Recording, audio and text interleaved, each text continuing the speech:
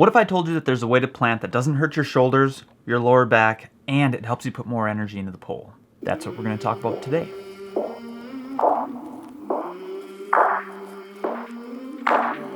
Welcome to the Pole Vault vlog. My name is Shawn Francis, and today we're going to talk everything pole vault planting. It's going to be great. This video is a small section from Chapter 5 of the Pole Vault Toolbox, and the corresponding video series is available at team-hoot.com.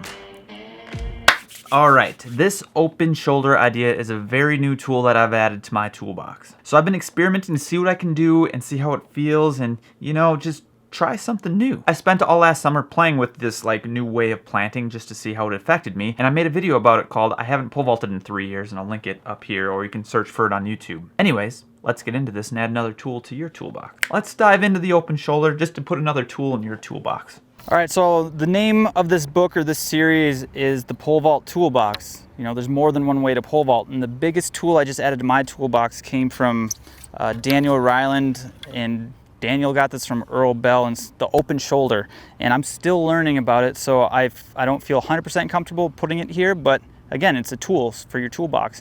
And is what I found, before I even show you what it is, when I was jumping professionally few years ago and traveling the world and doing all that stuff, I was doing short approach pole vaulting and long approach pole vaulting, and I was training every day 3 or 4 hours, and I had these marks and I wrote it down in a journal because we've been talking about journals a lot. My short approach PRs were just going through the roof. They were going way higher, and I wasn't even training. So there's something to this, and my shoulder doesn't hurt and my lower back doesn't hurt, and that's amazing since I had shoulder surgery back in 2010. So I'm just gonna explain what I know, and I don't know it all. Earl Bell and anyone who's jumped with Earl would know this more than I would. So if I plant the pole like I did, I grew up very Petrov, very Russian way of planting and jumping, is you plant tall, your shoulders are square, and when the pole hits you, you feel it. And I always feel it right here, kind of in my lat a little bit, and I'll show you what it looks like from the side. It looks like that, and I can really feel a hard stretch here. So what Daniel told me and what I learned is that if you just turn your shoulder a little bit, like you're throwing a baseball, you're opening it up, this arm comes back, and I actually feel the stretch in my chest. I feel like I'm throwing a baseball now instead of like you would throw in a soccer ball. More of a baseball throw. So I have way bigger stretch.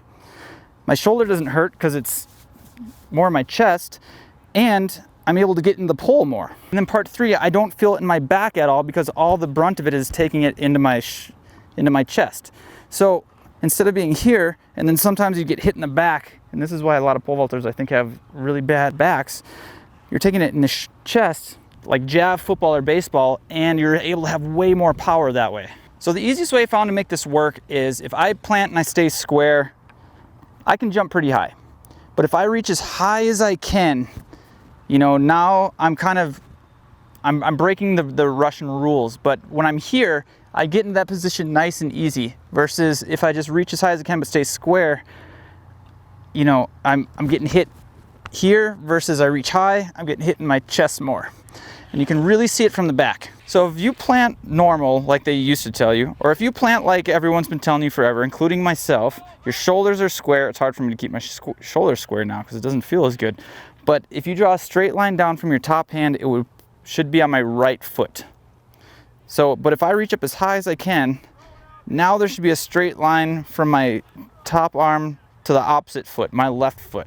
And that's the position we want to get on. Because if you're doing drills here and you hit the box, you're feeling a huge stretch right here. Try it yourself. Grab a pole, stick it in, push your arm up. You're always feeling it right back here. But if I reach up as high as I can, and then I lean in, my head and my chest are getting through the pole more. I don't feel any pain in my lower back. I don't feel any pain in my shoulder, and this is coming from somebody who's had shoulder surgery. So you want to feel the stretch coming straight across your chest, a little bit in the back still, and all I'm doing is I'm reaching up higher. That's allowing my chest to feel like the same position where I would throw a baseball, right? If I was going to throw a baseball, I would come up here, or a football, and if I grab the pole, I'm in dang near the same exact position.